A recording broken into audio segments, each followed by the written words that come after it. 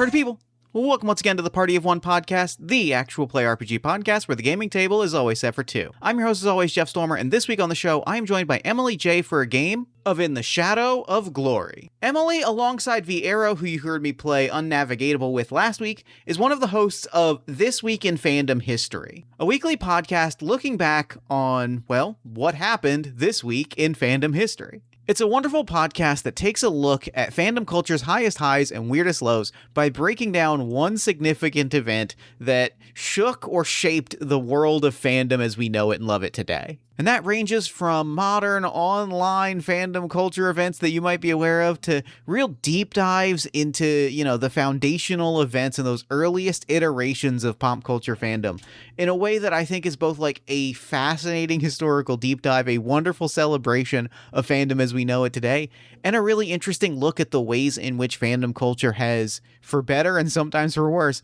not really changed that much over decades and decades and decades and all of the seismic platform shifts that have happened along the way. You can find more information about the show at thisweekinfandomhistory.com or check the show notes for more information. In the Shadow of Glory is a game about uncovering what it means to be the human behind the mask. It is a two-player epistolary TTRPG of flawed heroes and broken villains. We play a hero and a villain who are so deeply intertwined together that they are kind of the only people in the world that understand each other. And the way that manifests is through letters, voicemails, tense interactions, and the kinds of vulnerable interactions that can only happen between two people who, regardless of enmity, know each other better than anyone else on Earth. You can find more information about the game at theravensridgepress.itch.io or check the show notes for more information. And with all that said, let's throw it over to me in the past so that he can get started with the show. Take it past me. Thanks, future me. I could not be happier to be sitting down today. We've got a wonderful game, wonderful guest, everything that I love about this podcast. I'm sitting down with Emily Jaye. Emily, thank you so much for coming on Party of One. Thank you for having me, Jeff.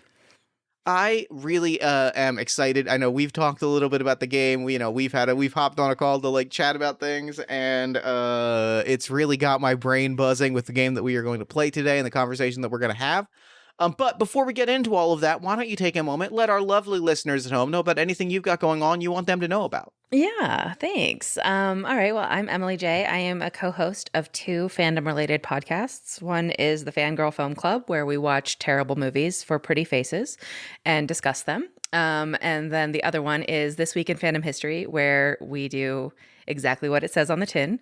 Talk about one event each week in fandom history and why it was important.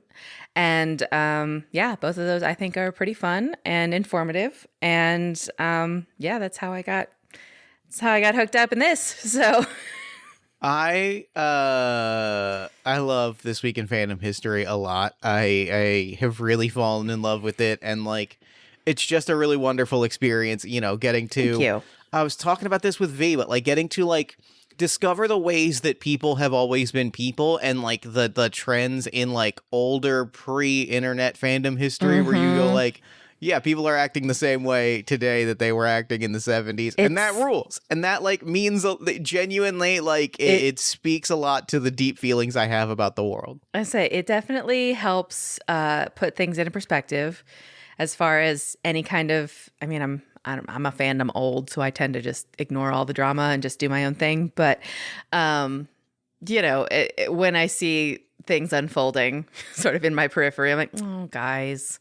You're you've been fighting about this since 1962. Enough. It has always been this way, and there is something incredibly soothing about it. It is. It is just I just want to pat everybody on the head and be like, oh, honey, you should see how this doesn't matter. I feel that I'm glad to hear you say that, because that is you've summed up how I feel exactly. Yep.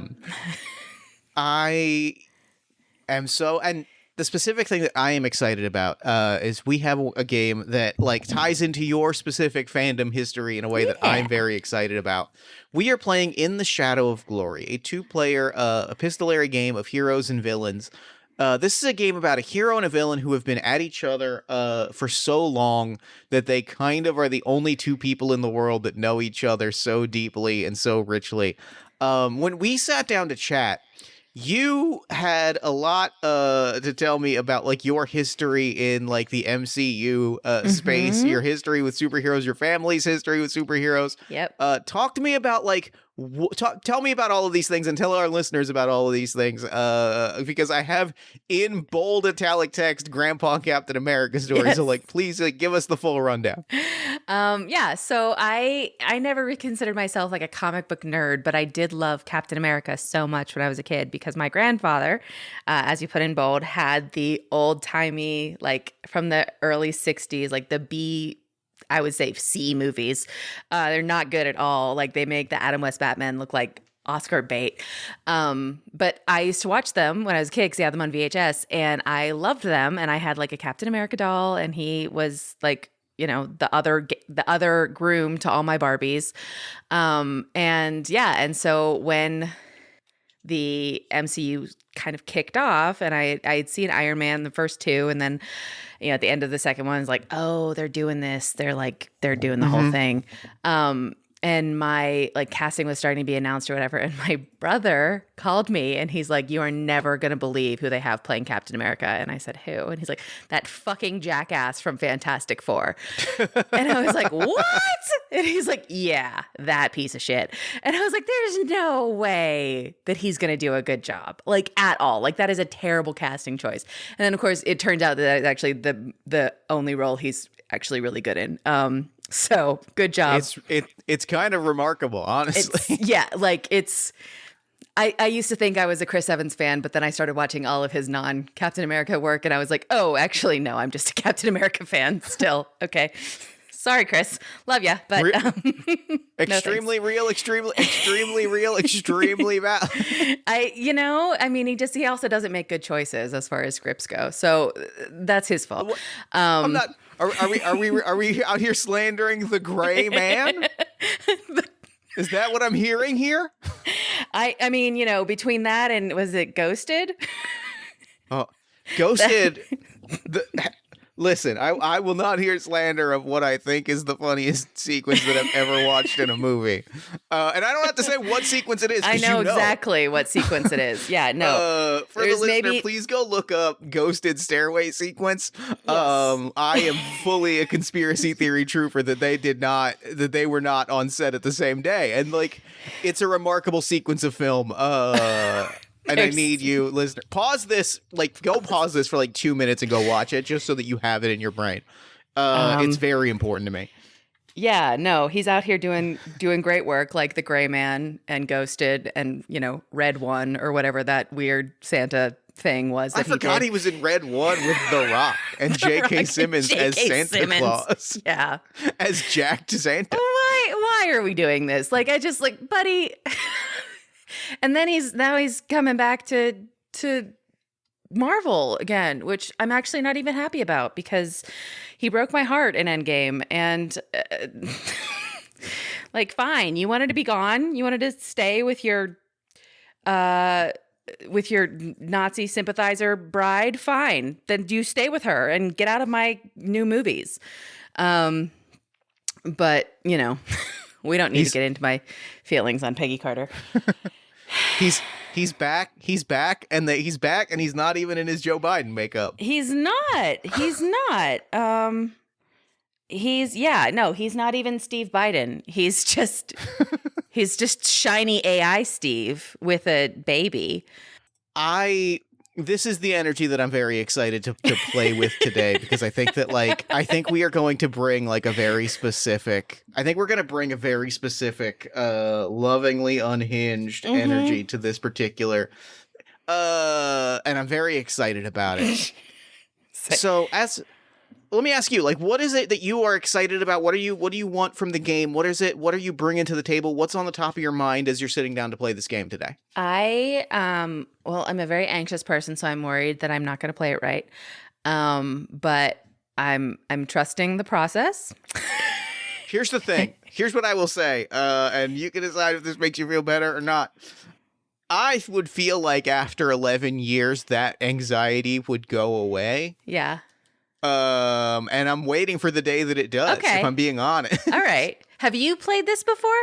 I have never played this before. I've Okay. given like a read through of it. I like a lot of what we're going to be doing is pretty straightforward, but like Yeah. if we get something wrong, we get something wrong. We are the two people at the table and our experience is the only thing that matters. Right. Okay. Yeah, no, I'm excited because I like I read all of the rules and everything that you had sent. So or the lore, if you will. So I like all of that. I'm excited that it's not traditional D&D because as I said to you the first time we talked, that is I've never really gotten into D&D because it combines two things that make me the most nervous, which is improv and math. Sure. And and also I used to date some really intense D&D players, and if you don't play it right, you know the kind of person I'm talking about. There's a reason I don't play it anymore. Yeah, there's a certain kind, and that was my type for a minute, and it was always just a bad time. I was like, no, I don't want to play because you yell at me, and I don't like being yelled at by my boyfriend. So when he's dressed like a wizard, Fair and valid. so your anger is difficult to take seriously when you're wearing pointed ears. Love you. But yeah, so I'm excited that it's not D&D, that I didn't have to come with a binder of numbers. And I'm looking forward to it because I think this will be interesting. I think I'm really excited to kind of see what takes shape. I obviously superheroes in particular are my lifelong second language. I have my college degree is in superhero comics, and so like I think I spoke superheroes earlier. I think I understood the language of superheroes earlier than I could read. Like, Yep. I think it's baked into my DNA, and I never do not get excited at the opportunity to like play around in this particular space and really just get deep in the paint of the thing that I am the most obsessed with. Great. All right, so what we're going to do, we're going to kind of work through some prompts and talk about, like, we're going to build a world, we're going to build some characters, we're going to build our relationship. Okay. And then we're going to take some turns, take some turns kind of like, hypothetically, if we were to be playing this game in the full experience, this would be played over several weeks of, like, writing each other letters and or messages or emails of, like, drafting these things out. We're going to kind of riff on that idea, whether we want those to be like, voice messages or encounters or like things that we're going to describe. But like, we're going to play around in that space and kind of like capture that experience sort of live sitting down here in person. But before we do that, we need to get to know the world that we occupy. And to do that, I've got a deck of playing cards here. I've got this, I bought this Superman deck of cards with these really beautiful, like, retro Superman artwork designs on them. Love it. I'm going to draw some cards, and we have some questions. The first question being, what is the world like? I am going to draw 2 or 3 cards. I'll draw 3 cards. Basically, there is a stack of prompts here for if the card is a black card or a red card. This will give us a few options that we can kind of pull on to see what we're most excited about. Okay. Options immediately off the top of our head. We have a single bastion of humanity remains after the apocalypse. Regions of the world became superpowered dead zones. Superpowered beings are like in bonded pairs, a hero and a villain. Other options generally on the table. The world is overrun with heroes. We are the only 2 people with superpowers. Superpowered beings are hunted for their abilities. What big world details do you want in place as we sit down to kind of visualize, like, what is the world that you are envisioning when you think about, like, the superhero dynamic that you want to play out? I kind of like the idea of the world being overrun with superheroes. Like, it just makes me think of, like, The Incredibles. Sure. Where he's like, when everybody's super, nobody will be. I do. I think I like the fire hose of there are 10 trillion characters from comic books that you've never heard of in your life. Yes. And they could pop up and be important at any single moment. Yeah. That feels really good to me. And I'm excited to kind of run with that. Yeah. Let's do that. Okay, a few options for like how powers work in our world. Are they unstable and regularly mutating? Are they linked to an ancient artifact? Do they manifest during specific planetary alignments? Are they tied to a person's emotional state?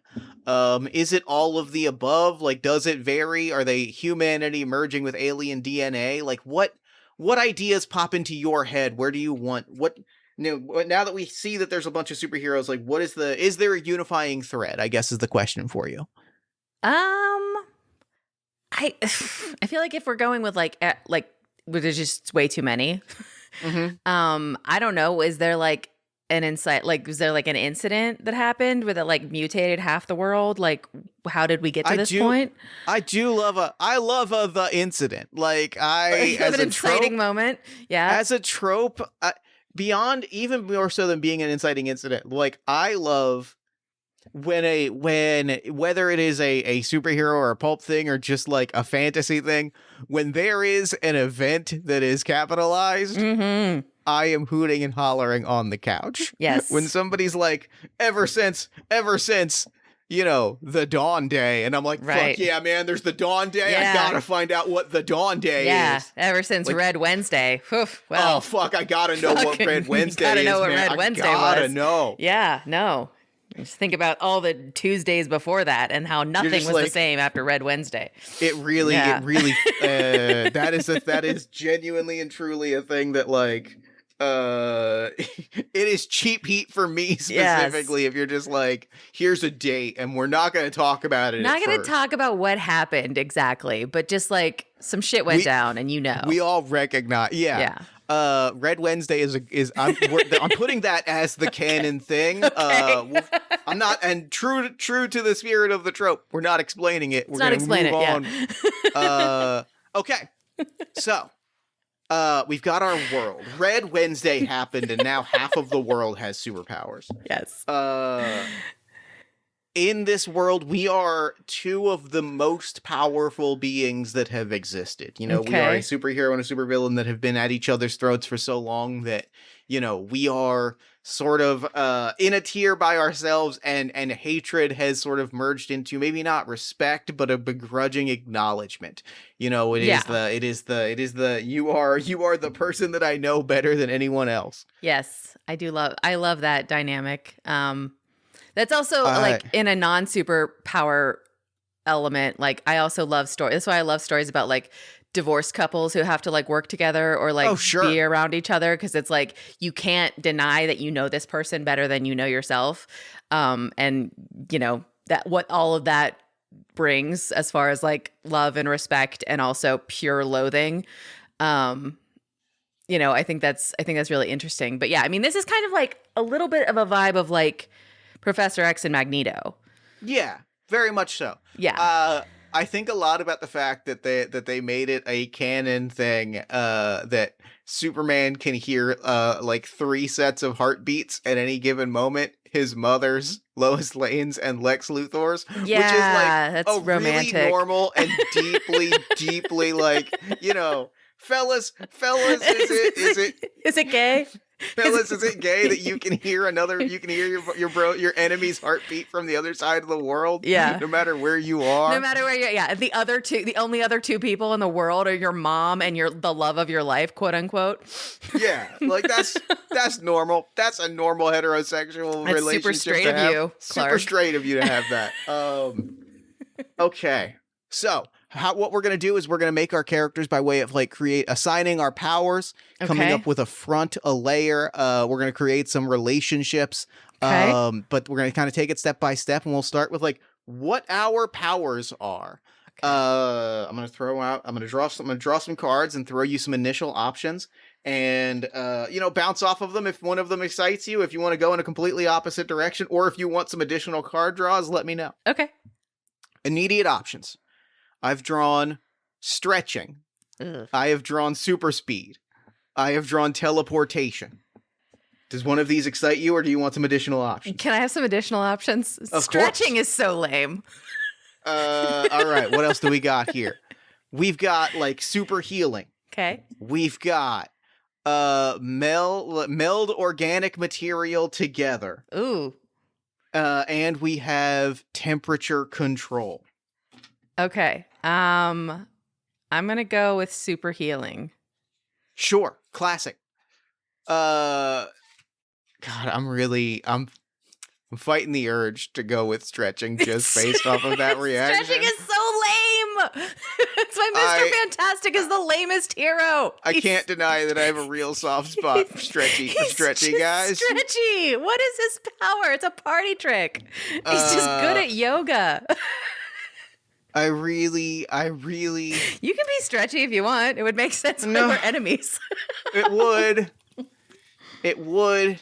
But I also really like temperature. Like I'm looking at temperature control or melding organic material together, and there is I am unfortunately in my heart drawn towards Full Metal Alchemist alchemy shit. Okay, and there is something really good about like turning things into other things. Yeah, does go extremely hard is the thing. Yeah, no, it's badass. It's cool. I'm also, when you said melding organic material, I just started playing this horrifying video game called Still Wakes the Deep. And there's like a monster or something that attacks this Scottish oil rig, and like it like melts people together with like other people and turns them into like this creepy, weird that's freaky. giant I like organism. that. Oh. It's horrifying, Jeff. I'm like, I have to like psych myself up to keep playing it. It's a really, really good game, but I have to like prepare myself because I'm not as brave as I want to believe I am. Anyway, that's what I was thinking when you said meld organic material, and that's badass. But yeah, it's way cooler than stretching. I think melding things together is my play. I think that feels really good. Every hero and villain has a name.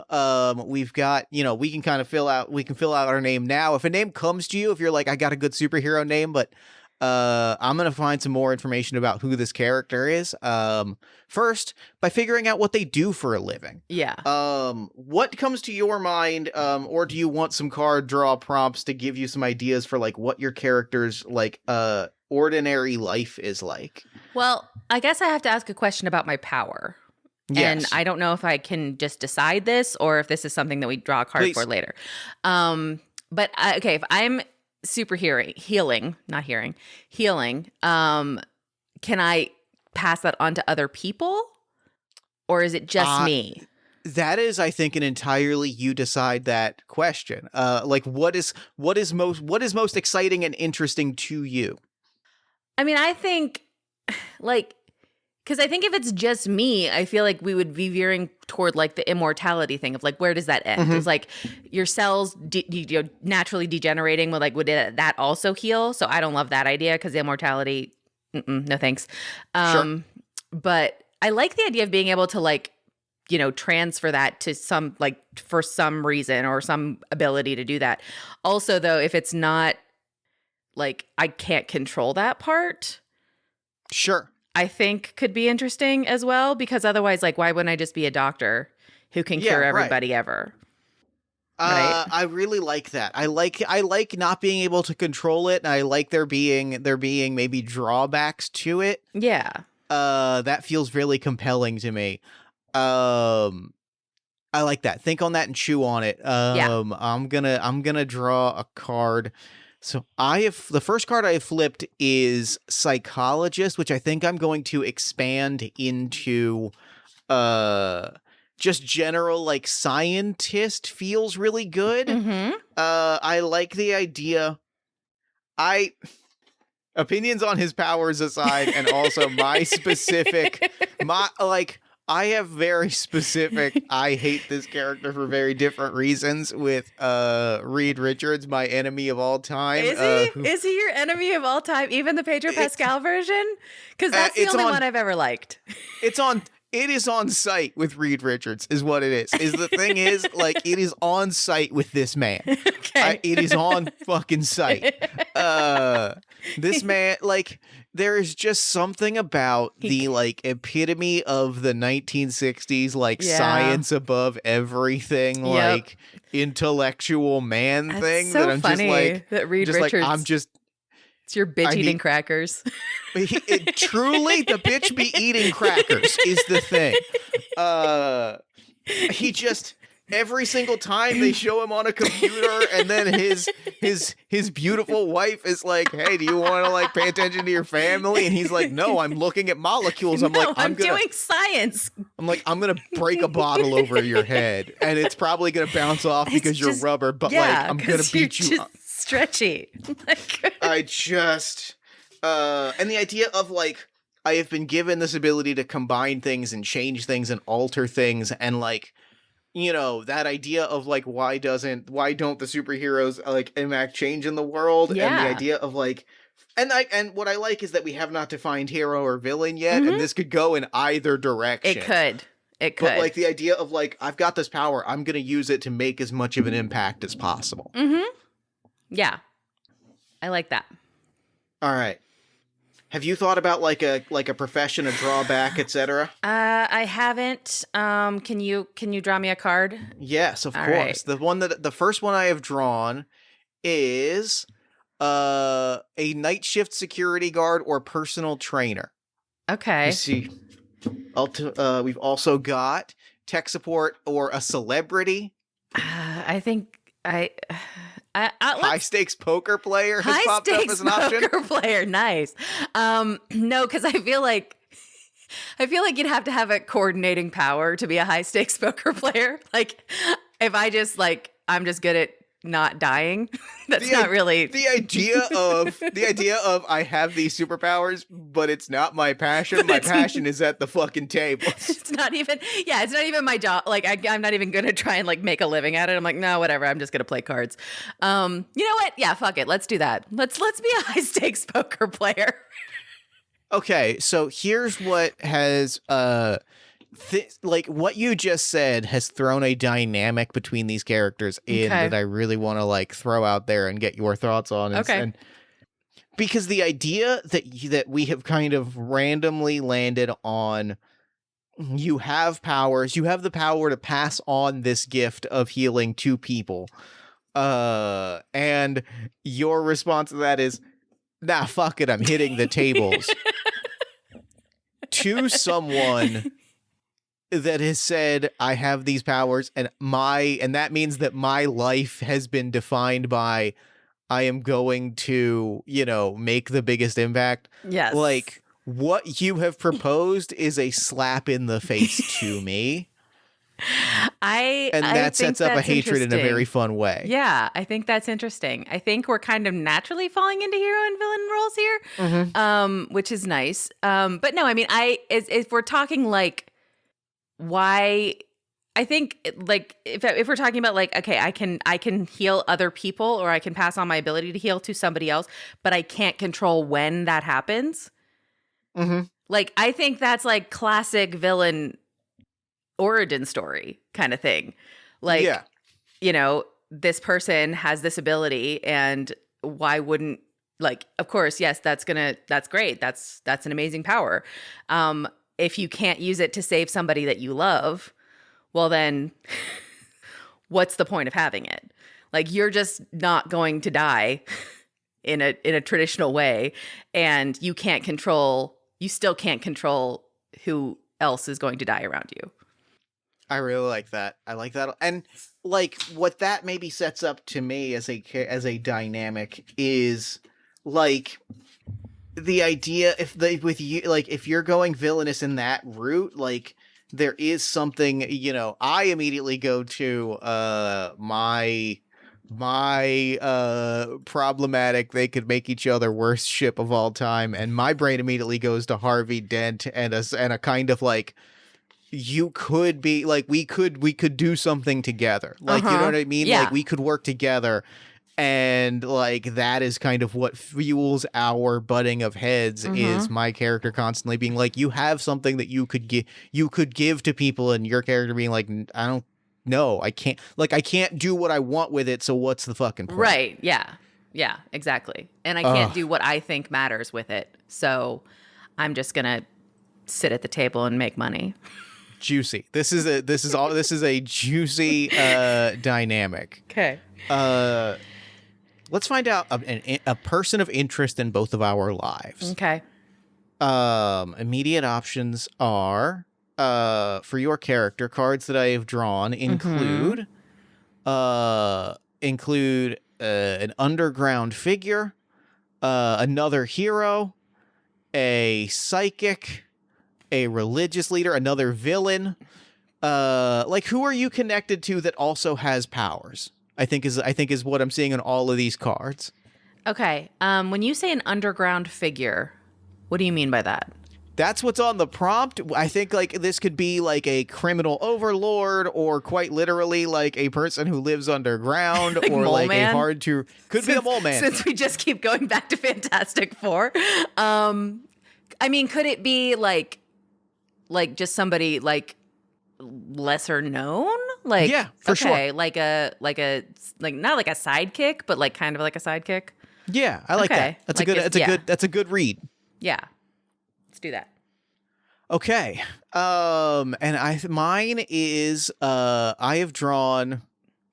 Okay, this is interesting, and I think I want to run this in a direction. Okay. Because I think this also this adds more fuel to the fire, and also maybe pushes into a shades of gray. All right. Because the thing I flipped was scientist, which, given that is also my character's profession, tells me that I am like building a think tank. Okay. Tells me that I am actively going out. I am Professor Xing it and like going out and finding people. Okay. Yep. With powers to be like, you should be working in my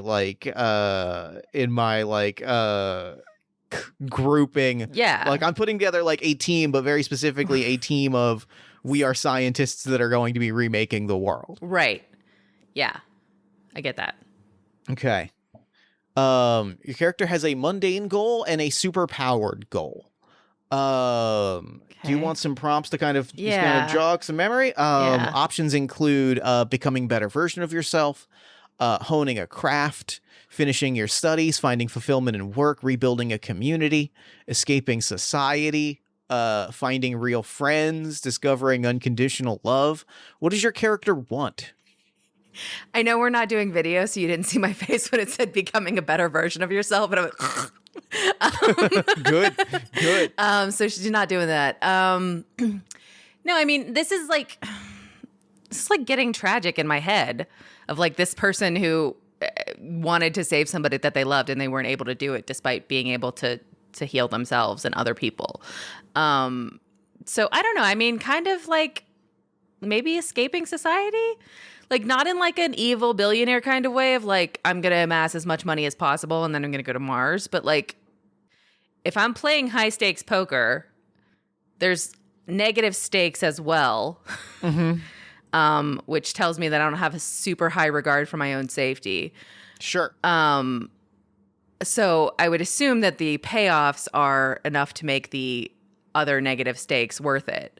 So I think of like escaping society in the sense of like, I'm just going to go live off the grid. I like that. I like that a lot. I flipped the card that I flipped was overcome an illness. And I think that feels really juicy in line with like, yeah, that feels really juicy in line with like, I've gathered the greatest thinkers and superpowered beings in the galaxy. And I'm like, we all just got to run. You know, we're all trying to like solve this thing, and we're all trying to like, fix this thing. Like, this is a, I have visions for the world that are grander than myself and might ultimately destroy me. Kind of this. Also, this guy's got a reasonable grasp on the world. Yeah. Also, in connection with this villain hero nonsense we're doing, if I have healing powers and I'm not using them, that sucks. I hate are trying to heal people, and I'm like, fuck off! I'm not joining your little boy band. Really, very good. Very, very good. I think there's some tension there too.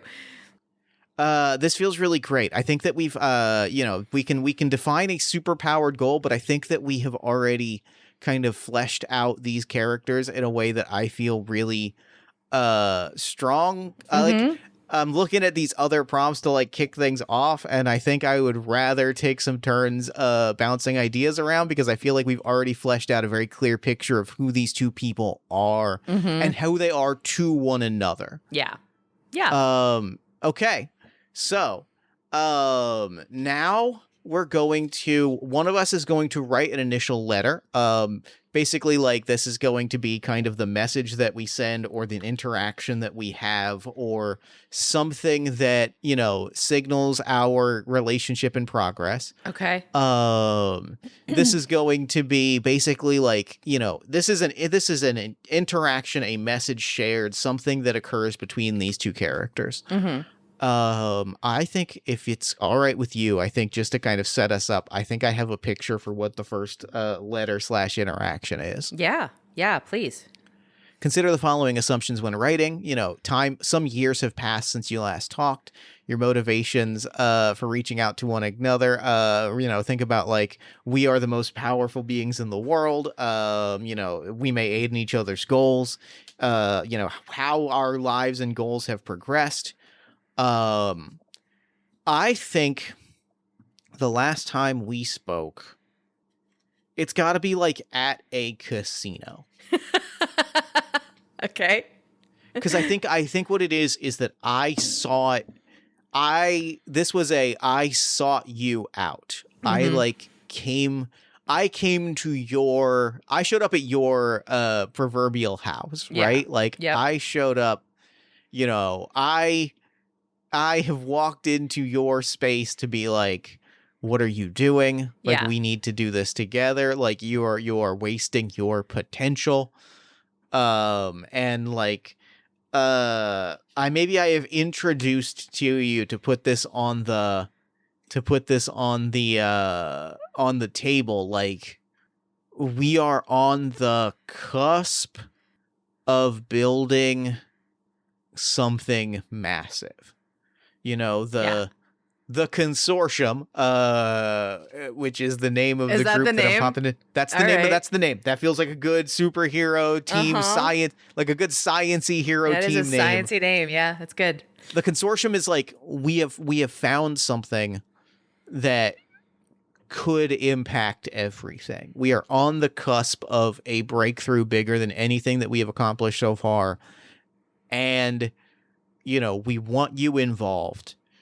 And I think, like, setting up the dynamic between us is that this offer is on the table. This team has embarked on a massive project, and you have rejected it. And my character, who I have not named, and I gotta think about this. Petrie feels like a very good superhero name for somebody that combines things. Okay. Petrie feels like a very good... Petrie, okay. Petrie. I'm going to go Dr. Petrie. Dr. Petrie feels like that's a good superhero-ass, scientist-ass name. Yep, it is. Dr. Petrie is like very much... is like... I think this is an interesting place to start this and to kind of like bounce these ideas back and forth. I'm starting from a place, I think, of disgust. I think that's kind of after this interaction. The feeling that I have is you have the option to change the world and you have rejected it. And I cannot imagine something so selfish and so short-sighted as choosing to waste your days away at a poker table instead of doing what the universe has destined for you to do. Right. Okay. And that's the energy, I think. That's where I'm at. That's my picture. That's my, as I envision this, as I envision all of this, that's where my head is at. I think that's the feeling that we walk away from after this interaction. Okay. All right. Is there anything you want to add to that? Anything you want to add to the mix, or do we want to go through our first back and forth? No, I think, I think it's an interesting thing of like being presented with this opportunity to essentially annihilate illness of some kind, like one illness or like all illnesses? I I think we have the potential for it. I think, as Dr. Petrie would explain it, it's the potential for all illnesses. Okay. Sentences that famously do not go wrong at all. I think I'm seeing, I'm seeing more of a big picture than you are. And I'm seeing that this is not going to go the way that you want it to. And also, like, it has the potential to be the exact opposite of what you want. And, like, I don't know. I mean, this sounds villainous of me to say. Like, suffering, pain, illness, like, all of that is what a lot of humanity is about. Like, I don't know that anything's going to be, I think it's just going to be different if you manage to take all of that away. I don't know that it's going to be better. I like that. I like that so fucking much. I'm really excited. All right. So, the way that our turns work is I'm going to draw a card and I'm going to give you a weekly emotion.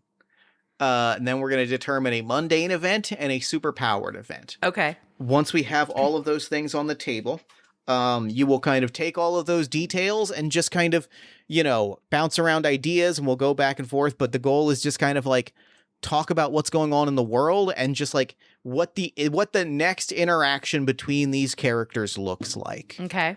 The emotion here is I've drawn the Jack of Hearts. Okay. Red card, Jack is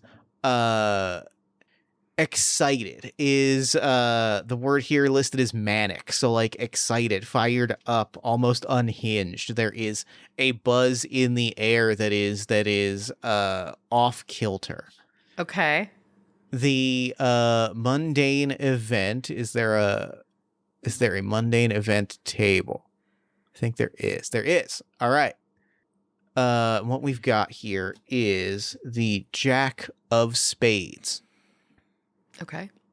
The Jack is this feels right. This feels right for your character. You've begun to find catharsis in a vice. What painful memory does it help you forget? Yep. Sounds pretty incredible on the nose. Incredibly on the nose card to flip immediately. Yeah. And the superpowered event that we have now flipped. Ooh, interesting. The differences between the superpowered and the mundane have become starkly apparent. I am going to say, I'm gonna rephrase this slightly and just say, like, how do you react to this? Like, it is becoming, and the thing I will maybe want to throw on this is that, like, you're seeing the superpowered beings of the world doing more, and the gulf between them is changing, I think, is how to put it. Mm-hmm. What is your perspective on that?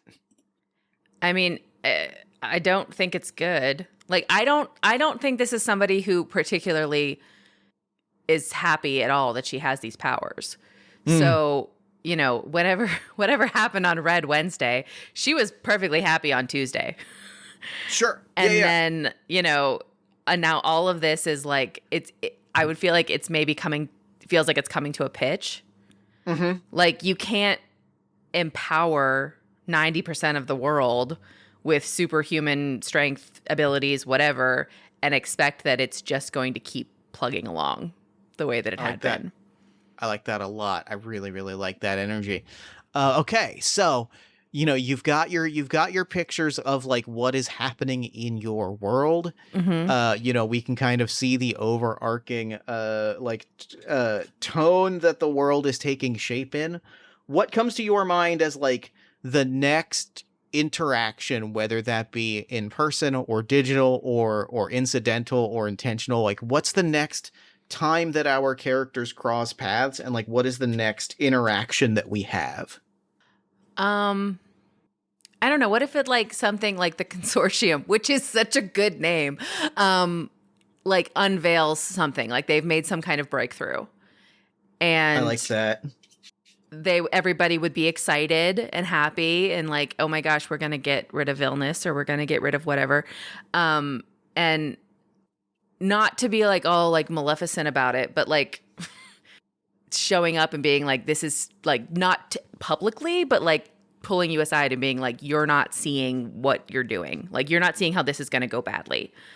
That rips. Like that feels really, really good. Yeah, I really like this. Immediately what comes to my brain is I think it is that the consortium is like, we have found I don't think it's necessarily a multiverse thing, but it's maybe like an energy particle or something. It is one of these big, like, can transform everything in an instant. I think about the all of the apocalyptic theorizing when the Hadron Collider was first getting turned on, and like and I think about like, I'm thinking a specific moment from a comic book that I deeply love, which is Planetary, which is by a man that I hope dies on a toilet in Minecraft. But like, there's this moment where like a group of the best and brightest open a portal, and alien invaders immediately come out and wipe everyone out in an instant. And like, definitely the idea of like, we have this big plan that we have this energy reactor, we have these big plans. And I love, after the press conference, like you having this moment after the press conference of like, hey, this sucks. Hey, you're really being dumb about this. Like, yeah, I think that, I was just talking to somebody about this the other day, that there's like points of our personal timeline where schism has happened. Mm-hmm. And it's like, I really wonder if somebody hadn't made a specific joke at a certain press dinner in 2011, if we would be where we are right now. But, things like that. I think there's just like a lot of, and I think that like waiting until the press has gone to be like, I don't want to draw more attention to this, to be like, I don't want like this dynamic that you and I have to come into anybody thinking about what's going on here. Like, I don't want anyone to think it's like personal, that I'm like, hey, don't turn on the world saving thing, because it's not going to work. I like that a lot. I think that I think like as I get ready to flip some cards and kind of set up our next interaction, like what pops into my head, I think the emotional reaction to this is a little bit, there's an emotional roller coaster that happens to my character, which is, after the big press conference, you're there waiting for me. Mm-hmm. Yep. In my mind, that's you've come around and you're coming on board. Right. Like, yeah. And for you to then be like, no, I think what you're doing, I think you need to stop all of this, is like, what the hell are you what the hell do you think? Like, what the hell where do you get off? Yeah. Walking away from this and refusing the call, and then coming here to tell me that my mission is wrong. Yeah. I mean, I think that this is an interesting dynamic of somebody who you're viewing as a villain because of her inaction. And that feels great. While she is just trying to like basically not make waves. Yeah. And whereas you're, by the definition of what you're doing, it's heroic. Mm-hmm. But it has like, you're like right on the line of like, you're about to be an evil scientist. This dynamic between these two characters is really going crazy, is the thing. This goes hard as hell. This is good. I have flipped, for the emotion of my week, I have flipped Betrayed. Okay. Which, sure. Yeah, sure, obviously. Yeah. The cards are really going extremely on the nose today in a way that feels incredible. Yeah. I found a name for myself. Okay, what do you got? It's a play on the fact, because I think my sidekick is like a niece or a nephew. Okay. And my supervillain name is Antemortem. Antemortem is real good. Mm-hmm. Antemortem is real good.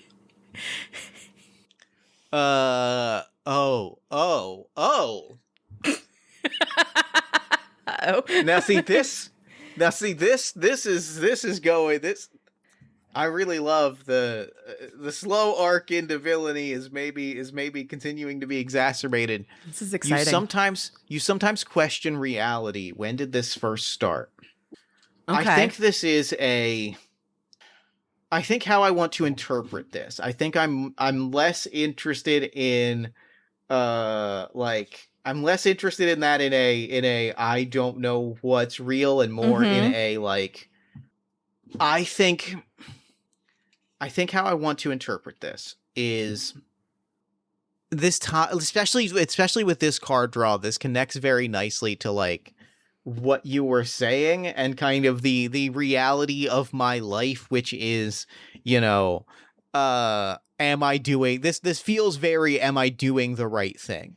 Okay. And I think like part of what has led to me feeling betrayed is that somebody that I trusted has shown up to say, you're fucking up and you're going to ruin everything. And I'm not sure that I am the big hero that is going to remake the world. Yeah. I am not sure that everything is going to go well. And as I said that, I flipped a superpowered event, which, oh boy, let's go. Here's the thing, as I look at this prompt. What's the worst? If I am doubting my place as a good person making the world better, Mm-hmm.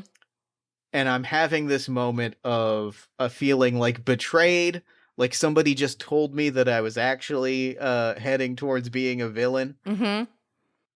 one of the actual worst things that could happen is, and I quote, you manage to pull off a plan perfectly, everything works out in your favor, but there are lingering doubts that prevent you from enjoying this fully. Ah! Something big fucking happens. Yeah. Like a space station, like an orbital space station goes into orbit where people will be able to like live full lives, and like a life-changing thing has occurred. Oh And I man. think Yeah. I'm going in a different direction because I think there is a direct am I the bad guy moment of like a low, like a global communication system that should like connect a world even more so than like, you know, 10 to 20 times what the internet was ever able to connect, reaching people that had never been connected before. Right. Like, Right. Yeah. you know, global communication on a legendary scale has emerged. You know, we've sent the satellites live, and I'm kind of having this moment of like, I'm sitting back watching the announcement and the press coverage, and I'm just thinking in the back of my mind, like, did I just roll out Big Brother? Yeah. Like, Yeah. No, I think like if you look at like the internet now and specifically, you know what, let's not just say the internet. Let's say social media. yeah, Like when social media was invented, the idea was, oh, you can like people are going to be able to look up people they know on the internet now instead of just like famous people. And like the idea of like Twitter being like, oh, wow, it's as close as we've ever come to being able to read people's minds. yeah. And then you're on it for 15 minutes and you're like, this was the worst idea humanity's ever had. This might be evil, actually. This actually might be evil, but now the toothpaste is out of tube and you can't make people give that up anymore. Like they have to come to that conclusion on their own. And the idea that 8 billion people are going to come to the conclusion on their own to disconnect from this thing that was unveiled as and marketed as and is a good thing on paper, Yeah. is just not going to happen. So, yeah. And I think like Have fun with that. Exactly. Dr. Petrie. I think your words, Antemortem's words are like big in my ear, and I'm now doubting all of the work that we're doing. And I think the interaction is shortly after that. Mm-hmm. Is there a space, I guess like I feel like we just, like, the last time I set up something, it was also in a casino, but I think, like, this, it feels right it feels right, and it feels like a good thematic resonance to have this also in the same place. Maybe what I want to set up is that, like, I don't find you at a casino, you find me at the casino. At a different casino. Yes, like, All right. it was not a place you, like, you thought to find me. It is a, like, you find me there, and, you know, we have this is the day that the communications network went live. Mm-hmm. And like, what has happened is, like, there's definitely a moment of, like, I don't seem like I'm celebrating the thing, right? Like, Yeah. I don't, it is clear on my face that, like, I am having an existential crisis. Right. And Right. I guess the question that I would throw to you is, like, you can probably glean why based on our previous interactions. Like, do you say anything? Do you acknowledge it? Like, because I think that the moment that I want to set up is just, like, I have become closer to your philosophy of the world, and you see evidence of that occurring. What is your reaction to that? I don't think it's gloating. Because I also don't think that Auntie Mortem is a person who particularly likes herself very much. Mm-hmm. So, you know, it sounds fun to be able to say, I told you so. But when the opportunity arises, I found it rarely feels good to say it. Mm-hmm. Even Sure. if you, like, it's one of those things that's like, well, do I have to say that I was right? We both know I was right. Yeah. Like, sure. I think Auntie Mortem not saying anything is more of a power move than gloating. I like that. I like that a lot. I think that there is an unspoken moment where, maybe what it is, maybe the capstone on this particular scene is, like, a wordless toasting of a shot, right? Like, Mhm. it is a I'm not going to say you're right. I'm not going to say that I'm having second thoughts. Right. Neither of us are going to say it, but there is just there is liquor on the bar. We're tapping glasses. We're taking the shot. Yep. And then getting up and walking away. Uh-huh. Yeah. The other thought, other than that, I like that because I like it's very succinct, and it's just like, okay, this is the unspoken thing. The other option I was going to say is, like, I can start dealing some cards, and it's not poker. It's like Go Fish. That's great. It's fucks. something incredibly, like, childish and easy, and that you don't have to think about. That fucks. That goes really hard. Good. Okay, great.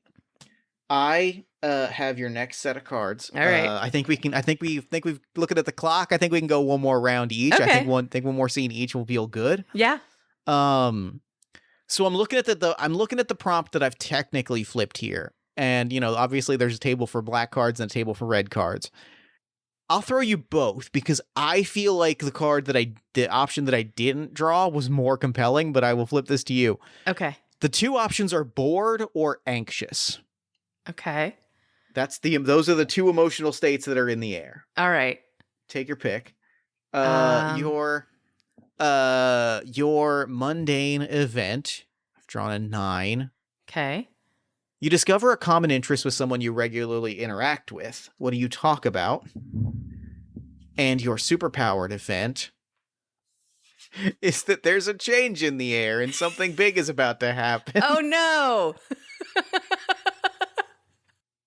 So that's exciting. Oh no. Cards are very on the nose today. She strikes me as someone who's bored a lot. So I'm going to go with bored. But, meeting somebody and having a common interest that it's not like villainy. Sure. It's just like a normal thing. Like, oh, somebody else is into this show. Cool.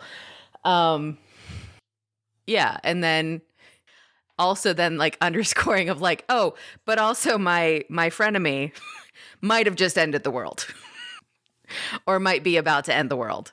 Yeah, this if we're doing one more scene each, this is the announcement of like this is the if the zombie apocalypse is going to happen, here's where it's going to happen at. Like this is the CDC announcement.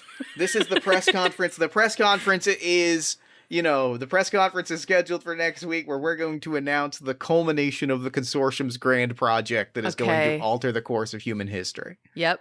All right. Yeah,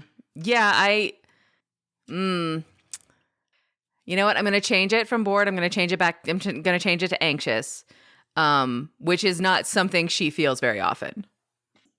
Okay. So, yeah. So she's not happy about what's going on because you didn't listen to her at all. And yeah, no, all I'm thinking is like, you could come up with some like miracle vaccine that's supposed to like vaccinate against everything, and it just turns everybody into monsters. That might be the case. But yeah, I think that makes sense. I think that's like I said, like if this is the CDC press conference of like there's no problems here. You just need to be a little bit more cautious. We are working on something. Everything will be under control in no time. Like the conferences that were going on in like early March of 2020. Just be careful. Don't cough in anybody's face, and we'll all be fine. Just have a drink at the Winchester and wait for this whole thing to blow over. Mm-hmm. So with all of that in mind, you've been making friends. Mm-hmm. Life has been going on relatively as normal, and in the background, there's the rumbling sense that everything is going to change forever. Yeah. In the midst of that, where do we cross paths? Do we seek each other out? Like, what does that look like? I mean, I think. Okay, so there's like, hints that something big is going to be announced in the air. People are talking about it. I think it would make sense at this point for me to go find you and be like, hey, again, I say, but also in a sense of like, I'm willing to be proven wrong. Like, I hope I'm wrong about this. So maybe it's that kind of conversation. I like that. I think I like that a lot. I think that because I think that buries something into my mind as I draw my final set of cards. Okay. The idea that like, I'm at a like that. This being a crossroads moment is very compelling to me. Mm-hmm. Yeah. All right. My emotional state is as follows.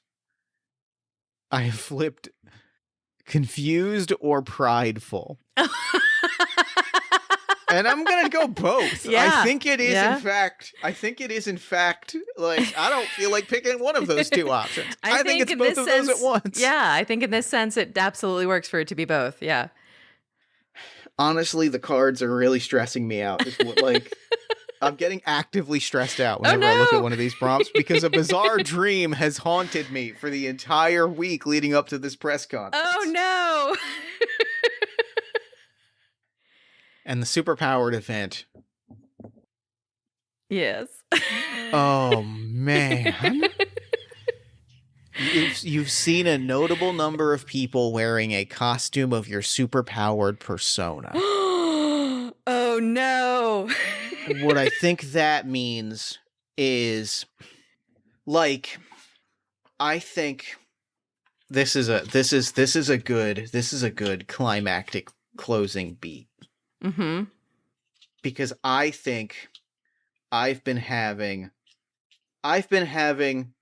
a dream. I've been having a dream of the future where of like the Terminator future. Yeah. Right? I've been having a dream of the 1984 Apple commercial with the woman throwing the barbells into the 1984 screen. Like, all of that shit is in my brain. Uh-huh. And as and the day before the press conference, I think I wake up and I look around I wake up and I look around. Mm-hmm. And when I started this, the consortium was like 20 people. Yeah. It was 20 superpowered individuals who were going to change the world. Now, weeks later, months later, it's 2,000 people. Okay. It's 20,000 people. Like, it is now, I've built an armada. I have built an infrastructure. I have built a political machine. Mm-hmm. Like, I have built... This has turned into an apparatus, a labyrinth that I cannot oversee. Right. Yeah, you've completely lost control of your monster. Yeah, the monster that is the consortium has grown so massive that, like, I think there is just a clear moment of, oh God. Yep. I Yeah. think I have to stop this. And you can't. And I can't. Right. And I think that where we end, let me ask you this. It's not a casino. Mm-hmm. Where is your most private place? Where is the place that I go and find you that is your private, that is your like sacred space? All right. Well, we never actually discussed our origins of how we knew each other. So what if we were like college friends? And you I like that. come to find me at on the park on campus where I'm just like hanging out, because that's my place where I go to try and remember what it's like to be a normal person. That's great. I think I'm there waiting for you when you arrive. Yeah. I'm there like waiting for you. Uh-huh. And I'm not in the costume. I don't got the lab coat on. Right. Like, I am in a hoodie and jeans. Yeah, you're just my friend. And like, there's just a moment of like, I am coming to you again because I need to recruit you. But now it's that we need to put together a way to like stop this. Yeah. It is the ultimate. I think you were right. I think this has to be stopped. I can't possibly do it alone. I need your help in stopping this before we undo everything. I think this is an excellent place to stop for the sequel, basically. That feels like such a good stopping place for the sequel. I'm fired up. And that is game. This was an incredible experience. It was fun.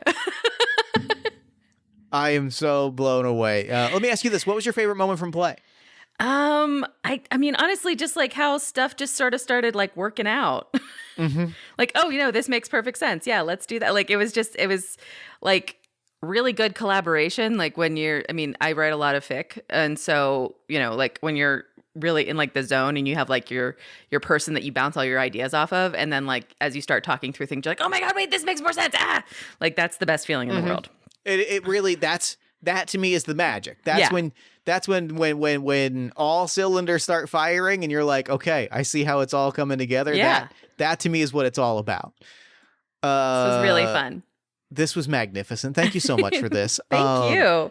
Real quick before we wrap things up, where can people find you and your work online? They can find all the podcasts on any of your favorite podcast players, and that's This Week in Fandom History, which also does have a website, so it's thisweekinfandomhistory.com, or the Fangirl Film Club, which also has a website of thefangirlfilmclub.com. So you can go there. You can listen to any of our episodes on whatever podcast catcher of choice. And come learn some stuff and come laugh with us about bad movies. Hell yeah.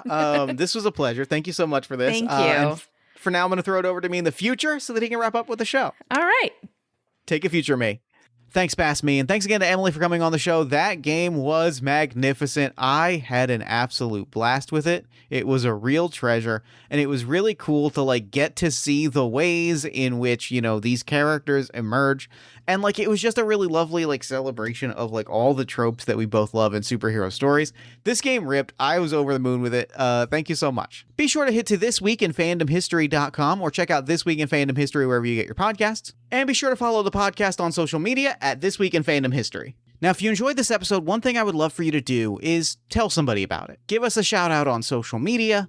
Tell a friend about the show, you know, send it to someone you think would enjoy it. Shout out somebody that you'd love to hear on the guest and, like, tag them on social and say, here's a podcast I think you should check out. Candidly, it is my birthday this week, and it would mean a lot to me as we enter into the introspective part of the year to, you know, see some buzz and some love and some recommendations for the podcast across the internet in the coming days. Party of One is produced and edited, as always, by Jeff Stormer and Jen Frank. Music for the show comes from the song Infinite Lives by Megaran, featuring the D&D Sluggers, and the Party of One logo is by Evan Rowland. If you'd like to inquire about advertising rates, coming on the show as a guest, or about press coverage, you can email me at partyofonepodcast@gmail.com. And, unless I'm mistaken, that's all we do here. So, until next time, thank you so much for listening. Remember to fight the forces of fascism every single day. Remember that self-love and self-care are radical and defiant acts of resistance. And as always, party on, everybody. Never gonna die.